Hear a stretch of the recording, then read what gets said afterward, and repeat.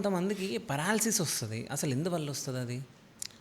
అంటే మనము జనాలకి టర్మినాలజీ అంటే పేరు ఇప్పుడు మీరు అడిగారు కదా, మీకు కూడా మెడికల్ బ్యాక్గ్రౌండ్ లేదు కాబట్టి చెప్తున్నాను. పెరాలసిస్ అనేది డిఫరెంట్, మనం వాడే పెరాలసిస్ అనే వర్డ్ డిఫరెంట్. ఓకే.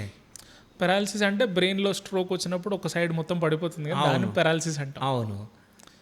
స్పైన్కి దగ్గరకు వచ్చేసరికి ఏమవుతుందంటే మనకు మెయిన్ నరం పైనుంచి కింది దాకా సప్లై చేస్తుంది కదా, అది మధ్యలో ఇబ్బంది వచ్చేస్తే దాని కింద అంతా పనిచేయదు. ఓకే. దాన్ని మనం పారాప్లీజియా అంటాం. ఓకే. సో పారాప్లీజియా వేరు, పెరాలసిస్ వేరు. ఓకే. బట్ జనాల్లోకి కాళ్ళు పడిపోవడం, పెరాలసిస్ రావడం అనేది మన వాడుక భాష. ఇంకా అవును, కాలు పడిపోయిందంటే పారాలిసిస్ వచ్చింది అని అంటారు. అది ఇంకా వాడుక భాష అలా. సో అంటే ఈ కాళ్ళు ఎందుకు పడిపోతాయి అసలు?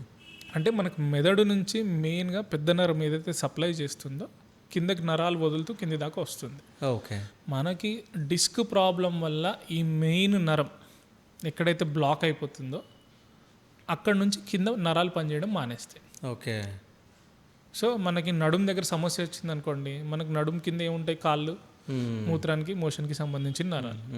సో అక్కడ నుంచి మనకు పనిచేయవు. ఓకే. సో అందుకని కాళ్ళు పడిపోతాయి అంట. ఓకే. అలా